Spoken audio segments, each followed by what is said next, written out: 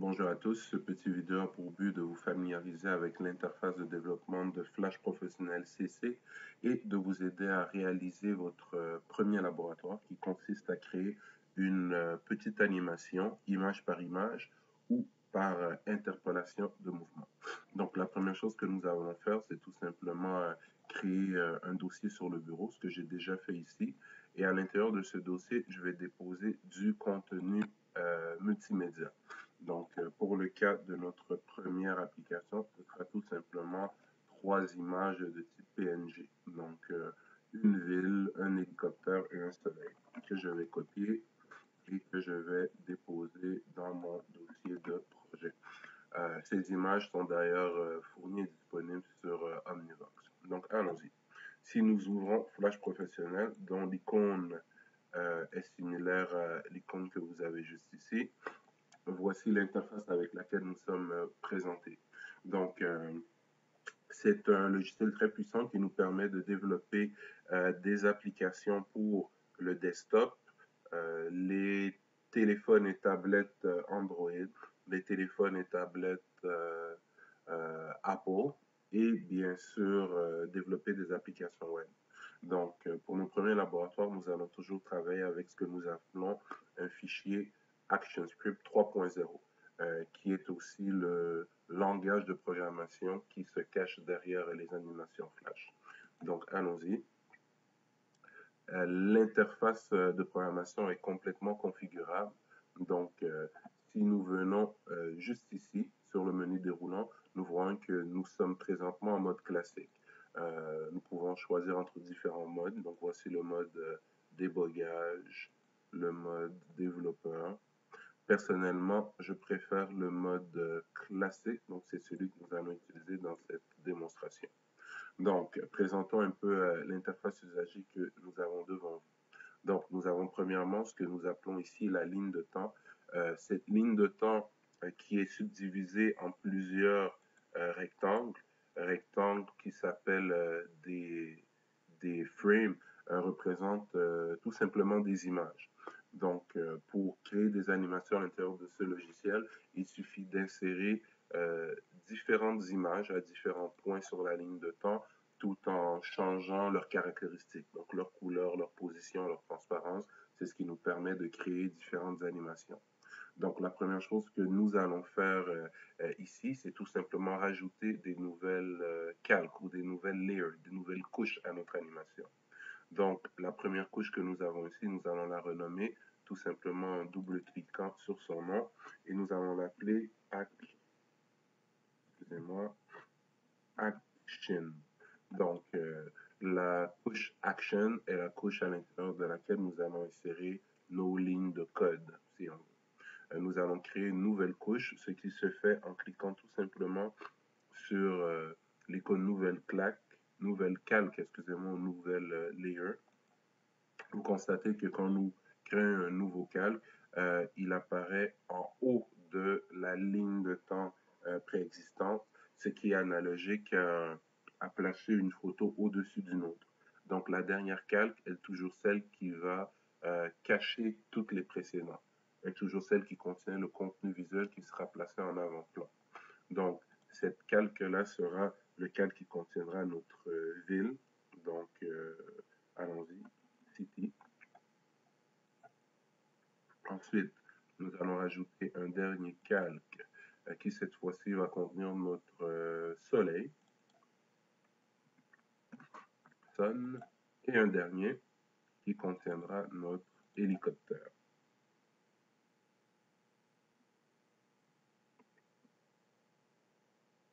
Donc, appelons-le comme ceci. Voilà. Donc, allons-y étape par étape. Donc, notre ligne de temps est configurée.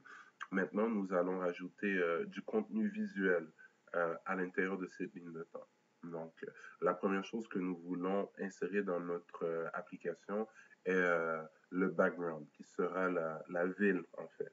Donc, il existe plusieurs manières d'insérer du contenu multimédia à l'intérieur de Flash Professionnel au fur et à mesure que nous allons rajouter du contenu pour chacune de nos couches, pour chacune de nos calques.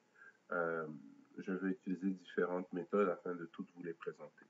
Donc, Allons premièrement sur la ligne de temps, sur la couche City qui se trouve juste ici. Et vous constatez que sur chacune des lignes de temps que nous avons rajoutées ou créées, apparaît un petit cercle dont la périphérie est noire et dont l'intérieur est vide. Ces cercles se nomment des keyframes.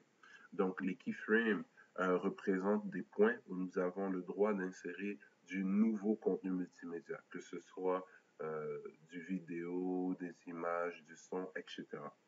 Donc, en sélectionnant le keyframe 1, qu'on peut voir ici à partir du playhead, ou tout simplement quand nous sélectionnons, pardon, nous pouvons voir ici que nous sommes au keyframe 1. Si je sélectionne le...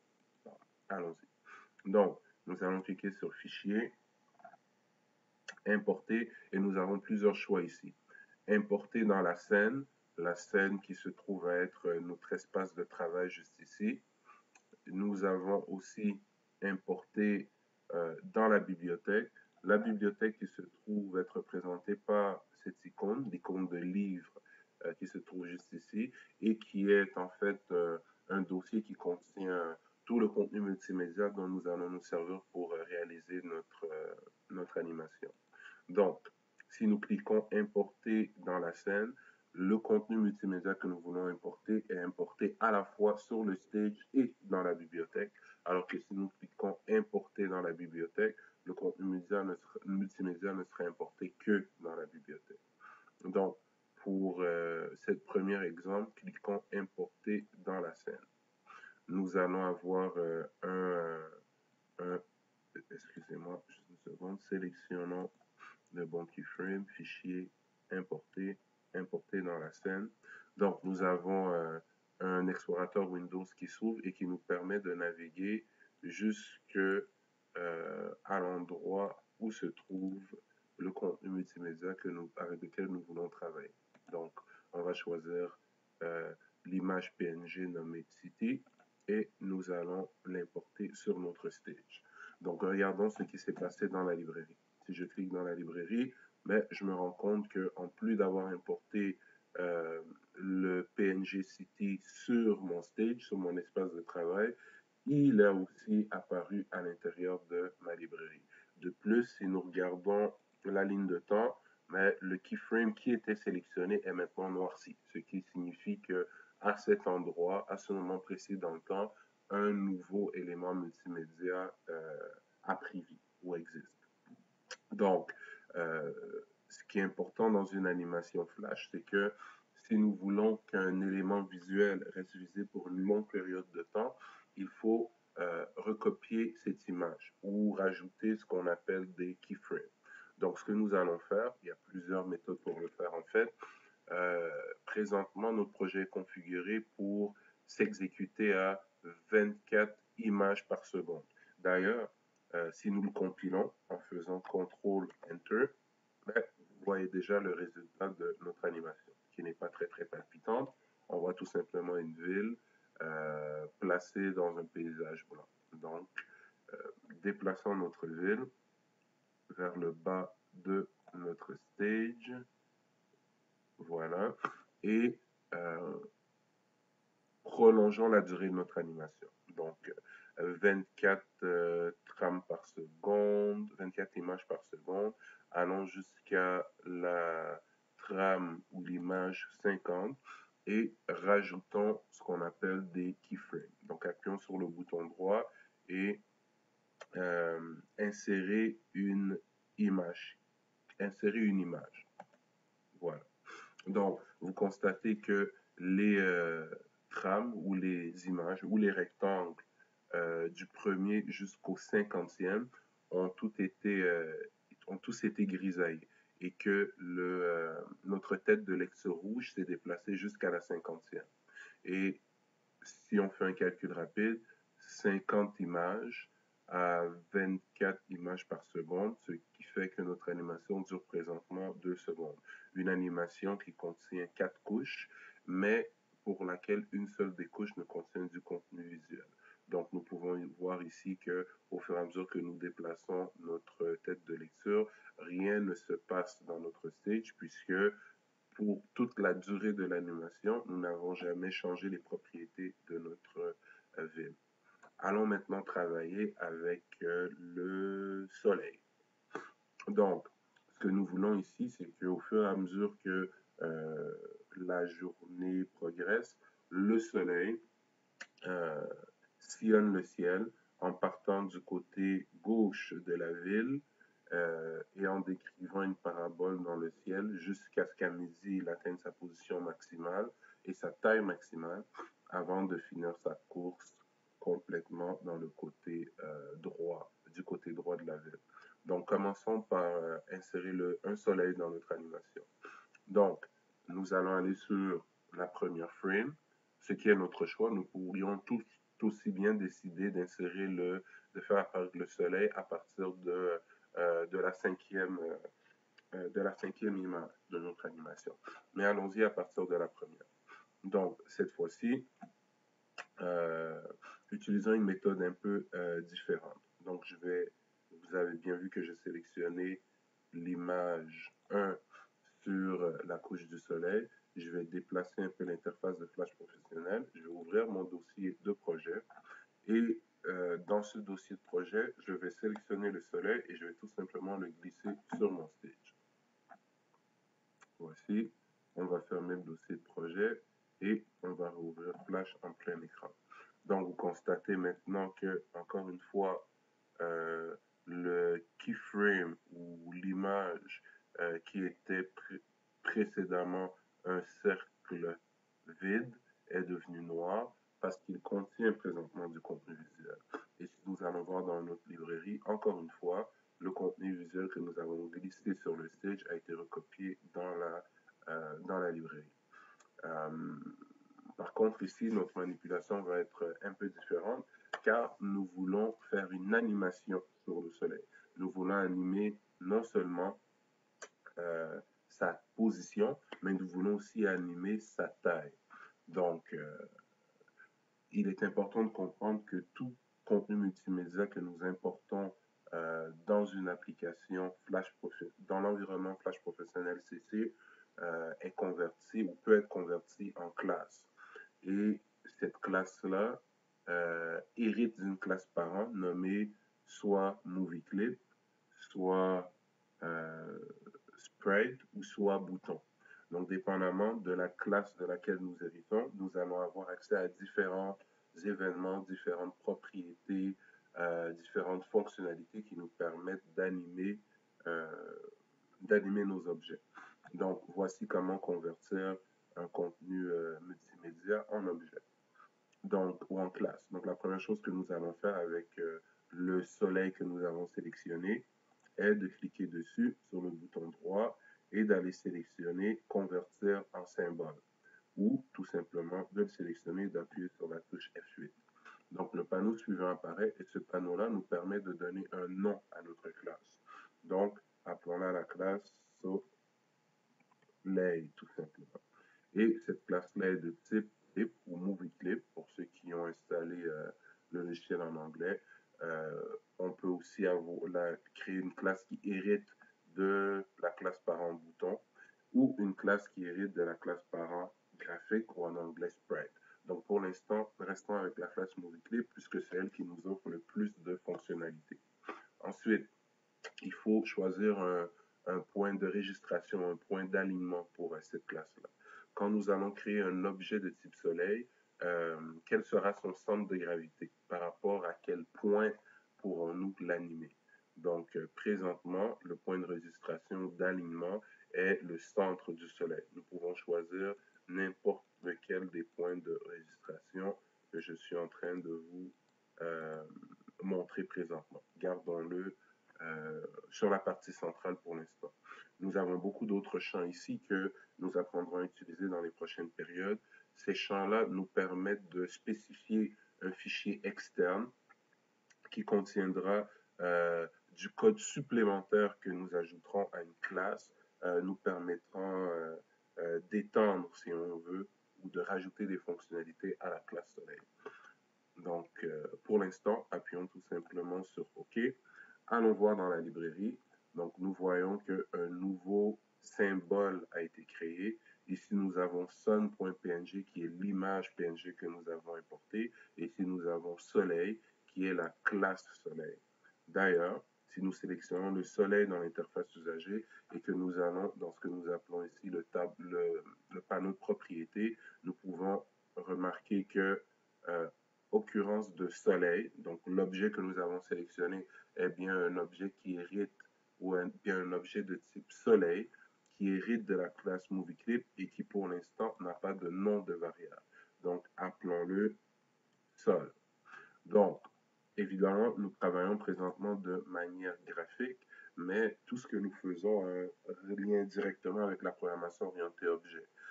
Nous avons parlé de classe, donc la classe soleil. Nous avons parlé d'héritage. On hérite de la classe MovieClip et nous avons créé un objet de type soleil nommé sol qui a pour parent la classe MovieClip. Donc, tous les concepts de programmation orientée objet discutés dans vos cours précédents, de développement d'applications Windows, d'introduction à la programmation Windows, vont revenir cette session-ci en développement d'applications multimédia en Flash ActionScript 3.0. Bon, assez parlé, allons-y.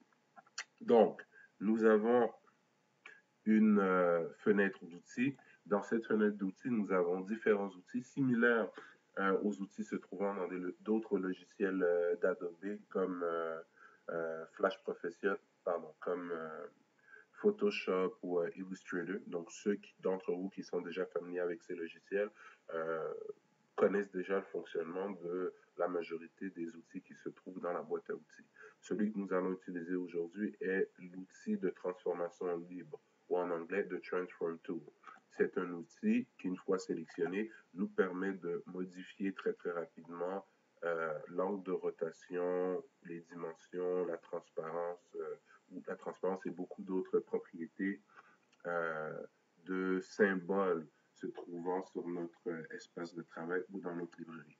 Évidemment, toutes les mêmes modifications, une fois un objet sélectionné, peuvent être effectuées à travers le panneau de propriété.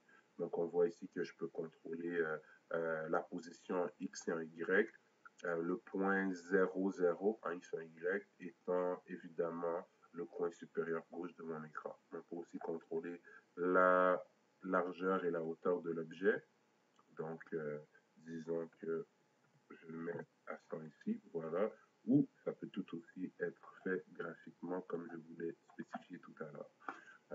Il nous est possible de créer des animations 3D et nous avons différents effets qui seront démontrés dans les prochaines séances de cours. Ce n'est pas le but de la discussion d'aujourd'hui. Donc, allons-y. Prenons notre soleil et déplaçons-le, ou plutôt rapetissons-le et déplaçons-le dans le coin inférieur de notre écran. Donc, nous pouvons avoir un espèce de prévisionnement de ce à quoi ressemblera notre animation finale, tout simplement en déplaçant la tête de lecture. On voit que après la première image, le soleil disparaît, mais que la ville perdure durant les 2 secondes ou 50 frames que dure notre animation. Si nous voulons que le soleil perdure tout au long de l'animation, nous avons plusieurs choix. Donc, voici tout d'abord la technique d'animation image par image. Donc, il consiste à prendre une image et à modifier son aspect au fur et à mesure que nous avançons sur la ligne de temps. Donc, prenons le soleil par exemple. Si je vais à la frame 5 et que j'ajoute ce qu'on appelle une nouvelle image clé. Donc, insérer une nouvelle image clé. Parfait. Qu'est-ce qui vient de se passer? On voit que de la frame 1 à la frame 4 jusqu'ici, toutes les images ont été, tous les rectangles, toutes les frames ont été grisaillés et qu'à la frame 5, on a un nouveau keyframe noirci, c'est-à-dire que on a pris l'image du soleil qui se trouvait à la frame 1 et qu'on l'a recopié intégralement, donc avec le même aspect, la même position, les mêmes effets jusqu'à la frame 5. Ce qui nous reste à faire ici, c'est une fois à la frame 5, prendre notre soleil et le, excusez-moi, et voyons, le déplacer légèrement. Ici, je l'ai déplacé et j'ai changé sa dimension. Ensuite, on va répéter l'opération à quelques reprises et c'est de cette manière que nous sommes en train de créer notre animation. Donc, disons 5 frames plus tard, allons-y, à la 10, encore une fois. Évidemment, bouton droit, insérer une image clé. Si je fais insérer une image clé vide, ça m'insérera un nouveau cercle vide. Et à ce moment-là, je pourrais choisir un nouveau contenu multimédia qui apparaîtra à l'écran. Et donc, tout ce qui précédait, c'est-à-dire mon soleil, disparaîtrait de cette ligne de temps. Ce n'est pas le but escompté. Donc, choisissons tout simplement insérer une image clé. Donc, encore une fois, si nous faisons un prévisionnement de notre animation, on voit que le soleil part du bas de l'écran à la frame 5, a augmenté a grimpé légèrement dans le soleil et sa taille a grossi. Et à l'image clé 10, encore une fois, on veut légèrement déplacer notre soleil dans le ciel et augmenter encore plus sa taille.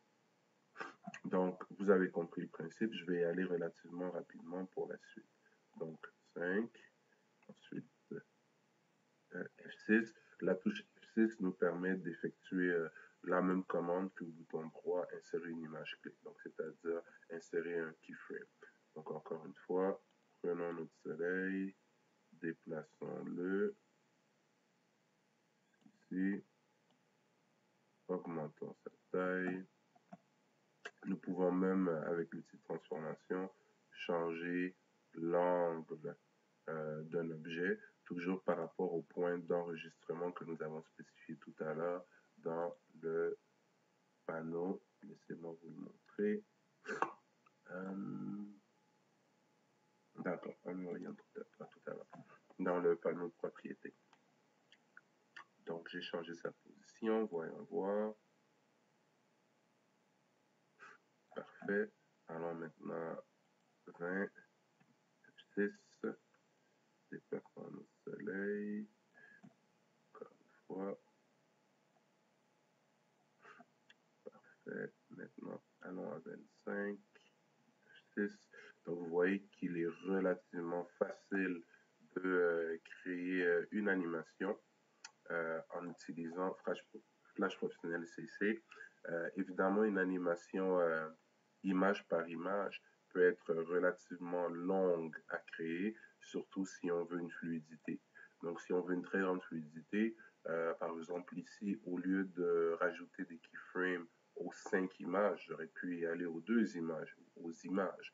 Évidemment, ça devient un travail très lourd, si on veut.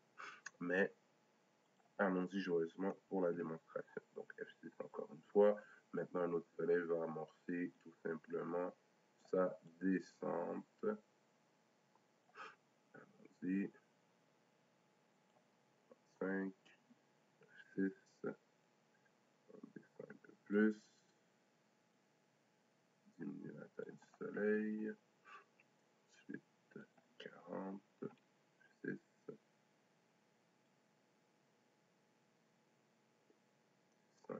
Plus. Diminue encore la taille de notre soleil. 45. F6. Un peu plus. Diminuons sa taille. Et pour terminer le tout, 50. F6.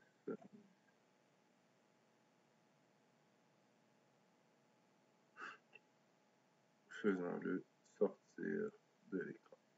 Donc, voici en prévisionnement ce à quoi ressemble notre animation pour l'instant. D'ailleurs, si nous compilons encore une fois, CTRL Enter, voici. Si nous voulons, par défaut, Flash Professionnel fait tourner notre animation en boucle. Si nous voulons l'arrêter, voyons. Si nous voulons, pas l'arrêter, mais si nous voulons la compiler, il suffit de faire CTRL Enter. Maintenant, sauvegardons-la et discutons un tout petit peu des différentes extensions de fichiers avant de poursuivre cette démonstration. Donc, fichier, enregistrer sous. Je vais enregistrer mon projet sur mon bureau dans le dossier DemoFlash que j'ai créé tout à l'heure et je vais l'appeler démo, tout simplement. Donc, un projet Flash Professionnel CC a l'extension .fla. C'est un peu l'équivalent du .sln, solution que vous connaissez déjà dans l'environnement de développement .NET Visual Studio. Donc, appuyons sur Enter et compilons encore une fois notre application. Parfait. Si nous allons maintenant voir dans notre fameux dossier de projet, mais nous constatons que nous avons évidemment le contenu multimédia que nous y avons mis préalablement. Nous avons notre fameux FLA et nous avons ici un fichier SWF qui est présentement présenté avec l'icône de Internet Explorer parce que j'ai choisi comme outil ou comme application par défaut pour jouer mes SWF, qui est le fichier compilé, l'exécutable Flash, j'ai choisi Internet Explorer. En fait, n'importe quel browser web fera le travail. Pour preuve, allons-y. Donc, si je lance l'application, si je lance le SWF, voici ma superbe animation. Évidemment, elle roule quand même relativement rapidement. Si je veux ralentir sa vitesse, tout ce que j'ai à faire, c'est de réduire le nombre de frames par seconde. Donc, allons-y à 10 par exemple. Mais en réduisant le nombre d'images par seconde, l'image deviendra plus saccadée. On perd la fluidité. Et voilà. Évidemment, toutes les manipulations que vous voyez effectuées de manière graphique à l'écran se font par le code. Aujourd'hui, encore une fois, ce n'est qu'une présentation du mode de travail qu'utilisent les graphistes, les infographistes. Nous sommes des programmeurs analystes, donc nous attaquerons le côté programmation très bientôt. Donc, terminons notre animation. Je vais vous montrer une méthode un peu moins lourde pour réaliser le même genre d'animation. Gardez en tête que l'animation que nous venons de faire sur le soleil s'appelle une animation image par image. Nous allons maintenant faire ce que nous appelons une interpolation de mouvement. L'interpolation de mouvement consiste à donner une position de départ ou des caractéristiques de départ à un contenu multimédia au logiciel, à lui donner ensuite les caractéristiques finales et à laisser le logiciel déterminer tous les points intermédiaires, toutes les modifications intermédiaires afin que l'animation se fasse de manière fluide. Donc, allons-y avec notre fameux hélicoptère. Donc, allons sur le layer de l'hélicoptère et nous voulons ici avoir un hélicoptère qui fait le contraire du soleil, c'est-à-dire qui part du côté droit, excusez-moi, de l'écran et qui traverse l'horizon de droite, excusez-moi, vers la gauche. Donc, cette fois-ci, nous allons aller dans Fichier, nous allons aller dans Importer dans la bibliothèque. On va choisir l'hélicoptère, voilà, rien du tout sur le stage, rien n'a apparu sur le stage. Si nous allons dans la bibliothèque, nous voyons que nous avons un heli.png qui est apparu. Donc, puisque nous voulons encore une fois faire des animations sur cet objet, convertissons-le en classe. Donc, tout à l'heure, je vous ai montré que un objet se trouvant sur le stage peut être converti en symbole ou en classe tout simplement en cliquant dessus avec le bouton droit et en choisissant Convert to Symbol. On peut aussi sélectionner un objet sur le stage et appuyer sur la touche F8 ou on peut sélectionner un objet qui se trouve dans la bibliothèque, comme ici, eli.png, et appuyer le petit bouton propriété qui se trouve juste ici. Ce qui nous ramène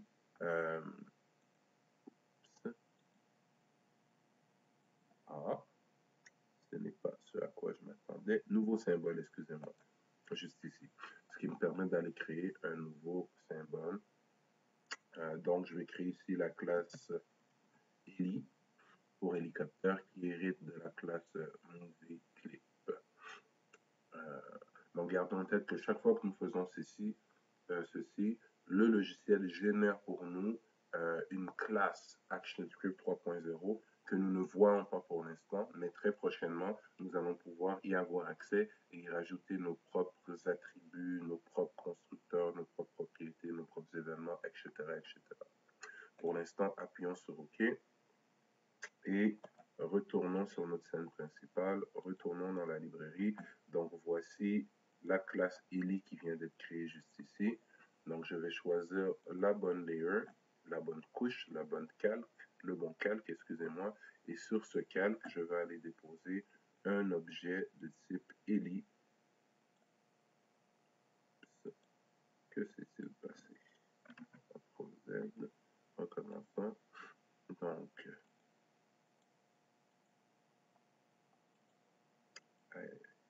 faisons ceci autrement. Donc, plaçons un hélicoptère sur le stage. On va effacer celui-ci ici. Je crois qu'il y a un petit problème.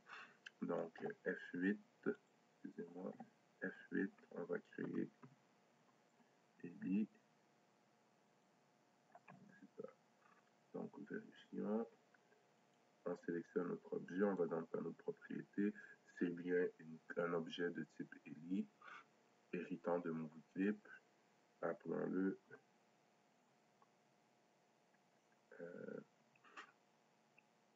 H, tout simplement pour aujourd'hui, question de ne pas perdre trop de temps. Et allons choisir notre outil de transformation libre, question de pouvoir modifier son apparence rapidement. Donc, commençons avec un hélicoptère stationné en bordure de notre ville, juste ici. Allons-y à notre première image clé. Ensuite, question d'accélérer un peu notre travail. Je vous ai dit ici que nous allons changer de méthode d'animation. Au lieu d'y aller image par image, nous allons y aller par interpolation de mouvement. Donc, pour réaliser une interpolation de mouvement, on choisit l'objet qu'on désire animer. Bouton droit sur la souris, créer une interpolation de mouvement ou create a motion twin si vous avez la version anglophone du logiciel. Et voilà. Donc, à prime abord, rien ne semble... Attendez un instant, recommençons tout. Donc, on va sélectionner le point final de notre interpolation de mouvement. Voyons voir. Que se passe-t-il? OK. Créer une interpolation de mouvement. Voilà, super. Et on va, une fois qu'elle est créée par défaut pour 10 images. Allons jusqu'à l'image numéro 50 et faisons ici insérer une image clé vide, insérer une image, ce qui nous permet tout simplement de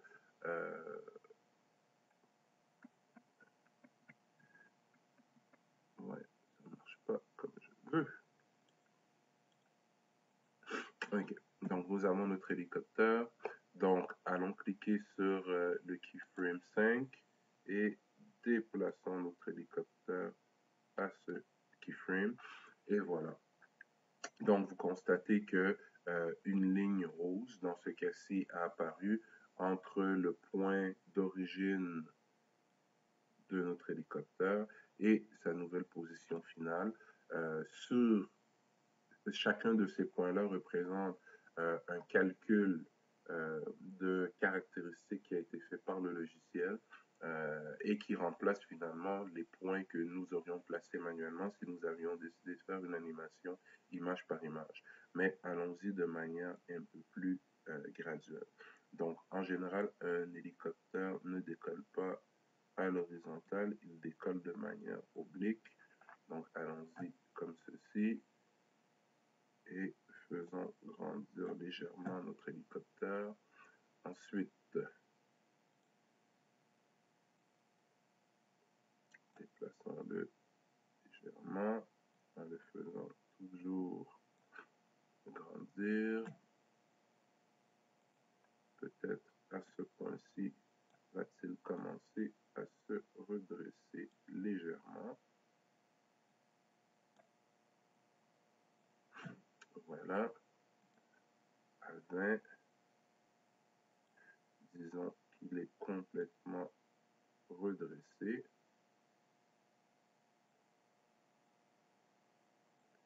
Et qu'il a atteint la taille maximum que nous voulons lui donner à 25. Et c'est tout simplement déplacé. À 30, il s'est tout simplement déplacé.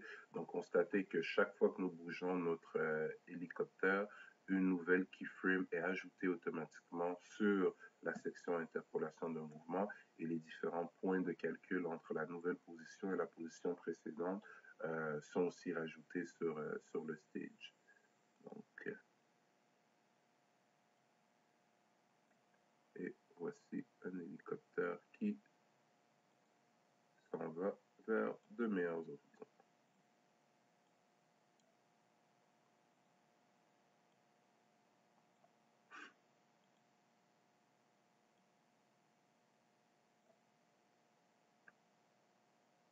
Et voilà, notre animation est terminée. Voilà. Et voici ce que ça donne.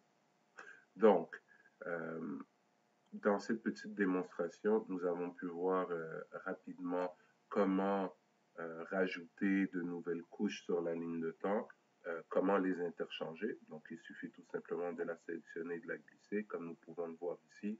En ce faisant, nous changeons la profondeur du contenu visuel qui se trouvait sur cette ligne de temps. Si nous voulons effacer une ligne de temps, il suffit de la sélectionner et d'appuyer sur l'icône de poubelle.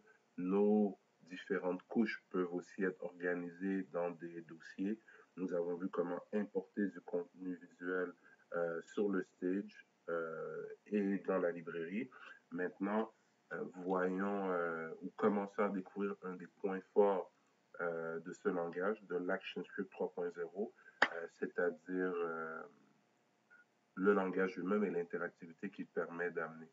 Donc, sur notre ligne de temps, nous allons rajouter sur Layer Action, nous allons rajouter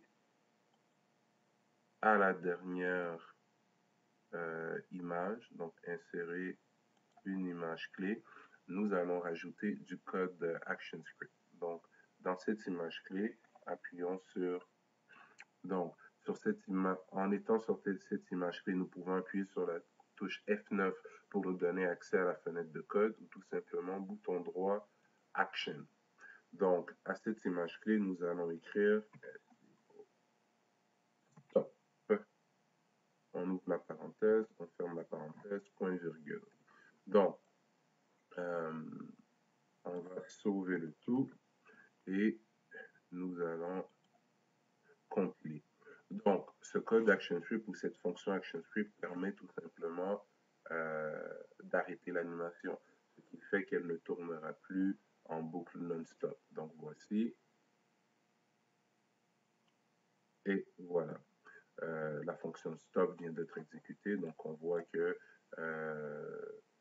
l'hélicoptère reste à sa dernière position et le soleil reste à sa dernière position. En fait, la fonction stop gèle la tête de lecture.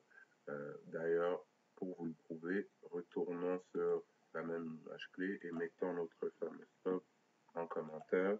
Resauvons le tout en faisant un CTRL S et recompilons tout en faisant un CTRL Enter. Donc, normalement, ici, notre image devrait maintenant tourner en boucle, tout simplement. Et voilà. Donc, pour nous faciliter le travail,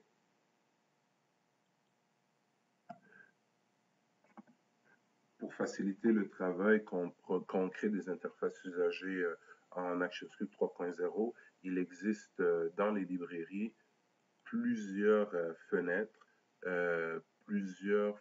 comme celle des composants à laquelle on peut avoir accès en allant sur Fenêtre, Composants, CTRL F7.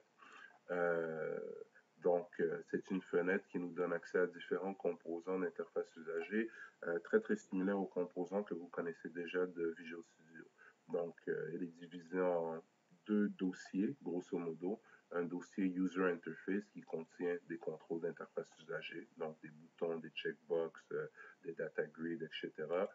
Et un autre dossier qui contient des composants orientés vidéo, musique, etc. Donc pour aujourd'hui, nous allons tout simplement... où vais-je mettre ça? Donnez-moi une seconde. On va juste rajouter une nouvelle couche et je vais l'appeler navigation. Donc sur la couche navigation, sur sa première image, je vais venir ajouter ici un bouton. Parfait. Et ce bouton, j'aimerais en fait, oui, mettons-le ailleurs. Excusez-moi. Donc, ce bouton, on ne va pas le mettre sur la première image clé. Donc, supprimer les images, effacer l'image clé. Voilà. On va plutôt le mettre sur la dernière. Insérer une image clé vide. Donc, vérifions. Donc, on voit bien qu'il n'y a de bouton nulle part. Une image clé vide me permet d'insérer le contenu désiré à ce point dans le temps et l'espace. Donc, en sélectionnant la dernière image, je peux aller sélectionner mon bouton et il n'apparaîtra qu'à ce moment de l'animation. À ce moment et à cette position. Donc, allons-y, regardez bien. Une fois que l'animation se termine, mon bouton apparaît, me donnant accès à de nouvelles fonctionnalités.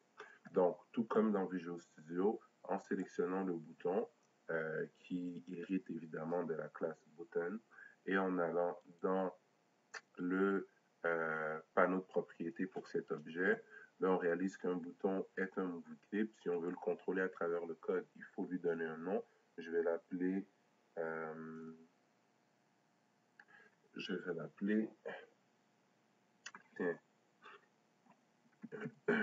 BTN pour bouton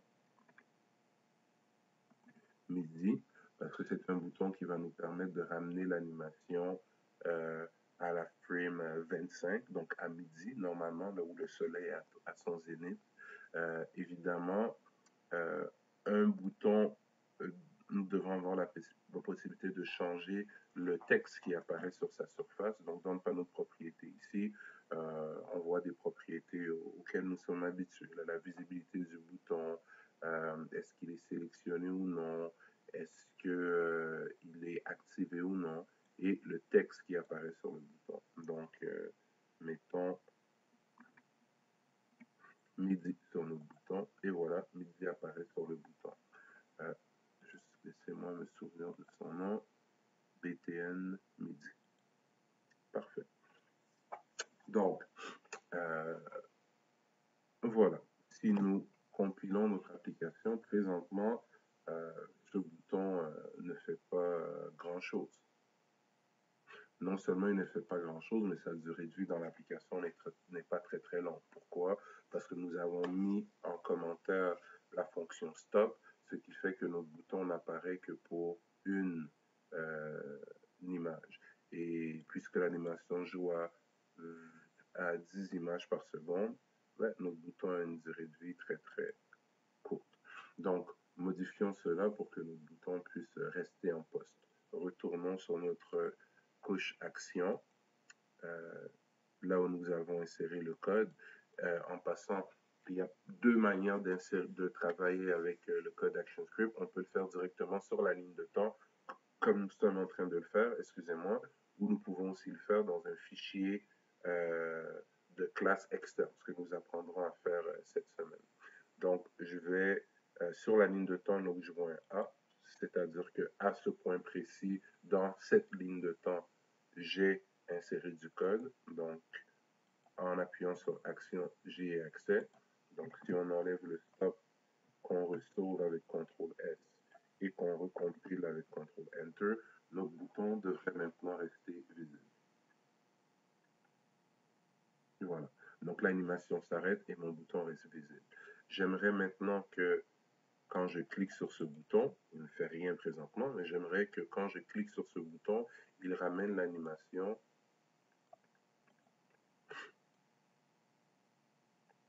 à ce point-ci, ou plutôt à, pardon, ce point-ci, à la frame 25.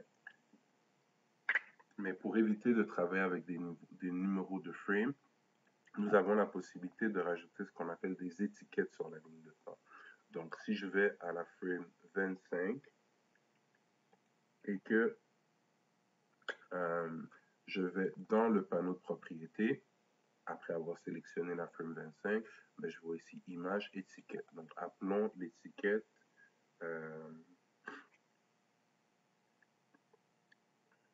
tiens, on va l'appeler cible, puisque c'est la cible que nous aimerions atteindre avec le... Allons-y. D'accord. On va aller ici, on va insérer une nouvelle image clé vide et cette image clé vide, on va l'appeler cible. Voilà, c'est beaucoup mieux. Donc, on voit un petit drapeau qui apparaît sur la ligne de temps et ce petit drapeau est bel et bien à l'image numéro 25. Pourquoi est-il préférable de travailler avec des étiquettes que des numéros d'image? C'est qu'à n'importe quel moment, je peux insérer des nouvelles images ou effacer des nouvelles images, changeant ainsi le nombre d'images totales de mon animation. Si je travaille avec des étiquettes, peu importe où cette étiquette se trouve, son nom ne change pas, donc je peux toujours l'atteindre très très facilement. Bref, à la fin de mon animation, allons rajouter du code. Le bouton ici s'appelait BTN Midi, donc pour ne pas faire de faute d'orthographe, allons le copier et allons dans notre ligne de temps. On va aller sur Action, parfait. Donc, après avoir arrêté l'animation, j'aimerais être capable d'écouter l'événement clic du fameux bouton dont nous venons de parler. Donc, on va nommer le bouton. Voici le nom du bouton. Point add event listener. Voilà. Quand un mot devient bleu dans votre interface usagère, c'est toujours un bon signe. C'est signe que le logiciel a reconnu un mot-clé. Donc, nous voulons un event listener est une fonction qu'on hérite de la classe MovieClip qui nous permet d'écouter les événements d'un objet en particulier. Donc, nous aimerions écouter l'événement clic du bouton nommé bouton midi. Donc, les événements clic se trouvent dans une librairie. Donc, nous devons spécifier le nom de la librairie et le nom de l'événement en particulier dans cette librairie-là. Donc, c'est mouse, si je ne me trompe pas, mouse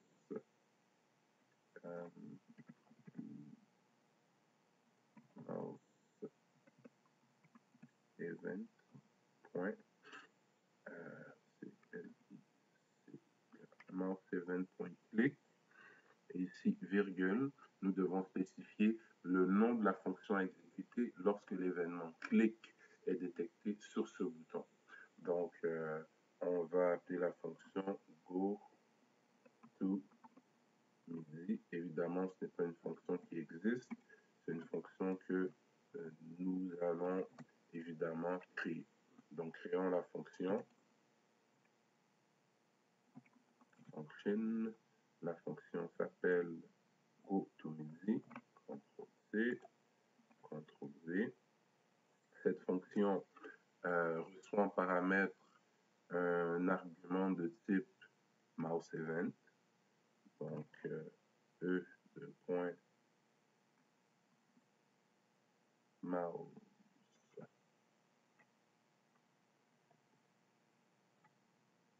event, excusez-moi,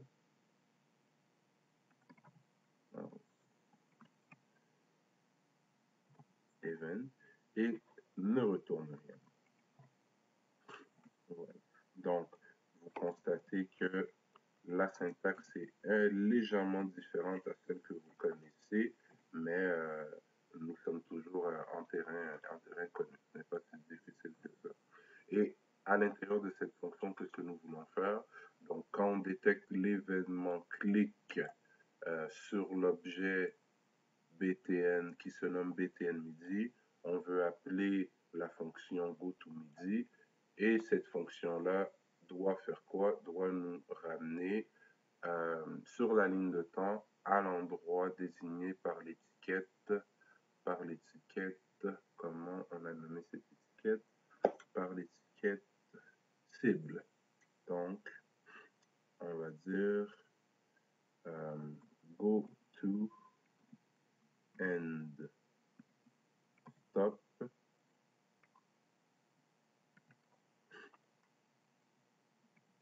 cible. Donc, la fonction goToEndStop est une fonction qui nous permet de naviguer sur la ligne de temps. Donc, il nous permet de goTo, d'atteindre un numéro d'image ou un nom d'étiquette spécifiant, associé à un numéro d'image et d'arrêter l'animation à cet endroit-là. Nous avons aussi goTo, goToEndPlay, en tout cas, il y en a toute une panoplie. Bref, sauvegardons le tout et voyons si ça marche. CTRL Enter. Voilà.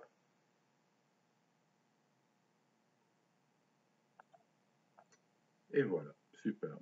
Donc, voici une petite démonstration qui, je l'espère, vous permettra de vous familiariser un peu avec l'environnement de développement de pages professionnelles, de fouiller dans les menus et en réalisant cette petite animation basée sur le contenu du dossier Lab 1 qui se trouve sur Omnivox. Et en suivant la vidéo, je crois que vous devriez vous en tirer sans trop de problèmes. Encore une fois, cette petite animation n'est là que pour vous montrer avec quelle facilité un graphiste, l'infographiste peut créer des animations dans cet environnement. Vous êtes des programmeurs, donc nous allons nous concentrer sur la création d'animations basées sur le code. Donc très rarement allez-vous avoir à jouer avec des frames, des keyframes, des interpolations de mouvements. Par contre, toutes ces notions, tout ce que nous avons pu et tout ce que nous pouvons faire dans l'interface usagée se fait à 100% dans le code et c'est ce que nous allons apprendre à faire ensemble cette session. Merci et à la prochaine.